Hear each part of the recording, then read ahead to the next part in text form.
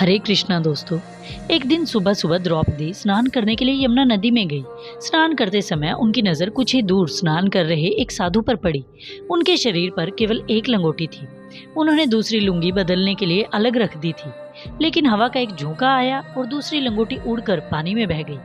दुर्भाग्य से गीली लंगोटी भी पुरानी होने के कारण उसी समय फट गई। इस कारण साधु को शरीर ढकने में भी दिक्कत हो रही थी। रोशनी फैलने लगी थी। स्नान करने वालों की भीड़ नदी पर बढ़ती जा रही थी। साधु की उलझन बढ़ गई। वो इतने लोगों के सामने बेशर्मों की तरह कैसे खड़े हो सकते थे भला। वो कुछ ही दूरी पर उगी एक छोटी सी झाड़ी के पीछे छिप गई। साधु के पास अब दूसरा कोई रास्ता नहीं था, इसलिए साधु ने रात होने पर ही अंधेरे में अपने स्थान पर जाने का इरादा कर लिया। द्रौपदी ने ये सारा दृश्य देखा और ऋषि की दिक्कत समझ गई। उसने साधु की मदद करने की सोची, किंतु द्रौपदी के पास भी दूसरी धोती नहीं थी। अतः उसने किसी तरह अपनी धोती में से थोड़ा फाड़ कर पहले खुद को ढका और तब उस कपड़े को लेकर साधु के पास पहुंच गई। द्रौपदी ने कहा, पिताजी, मैं आपकी कठिनाई समझ गई हूँ। आप ये कपड़ा ले लें और इससे अपना शरीर ढककर अपने घर जाएं। ये सब देखकर साधु की आंखों में आंसू आ गए।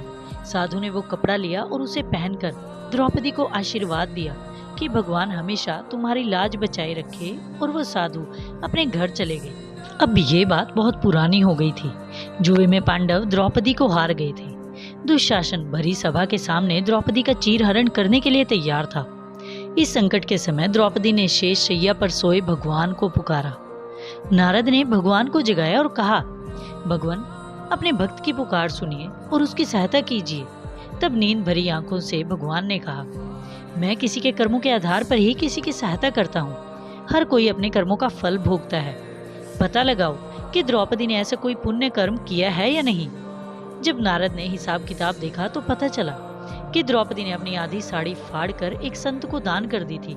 वो टुकड़ा ब्याज सहित बढ़ते बढ़ते गठरी के आकार का हो गया था। तब भगवान ने कहा, चलो, किसी के अच्छे कर्मों का फल उसे देने का सही समय आ गया है। वो गरुड़ पर चढ़कर और कपड़ों की गठरी लेकर कौरवों की सभा के पास जा पहुंचे। दुशासन उसके कपड़े खींचता रहा। भगवान ऊपर से उसे पूरा करते रहे। खींचने वाला थक गया, किंतु द्रौपदी के वस्त्र बढ़ते गए। द्रौपदी की लाज बची रही। आधी साड़ी के बदले द्रौपदी को हजारों गज कपड़ा मिला। इसलिए कुछ भी बुरा करने से पहले 1000 बार सोचिए, क्योंकि आपके कर्मों का फल केवल और केवल आपको ही भुगतना होता है। और यदि मनुष्य ने कुछ भी अच्छा न किया हो तो सृष्टिकर्ता भी उसकी सहायता नहीं कर सकते। आशा करती हूँ वीडियो में दी गई जानकारी आपको पसंद आई होगी। अपना कीमती समय देने के लिए धन्यवाद। हरे कृष्ण।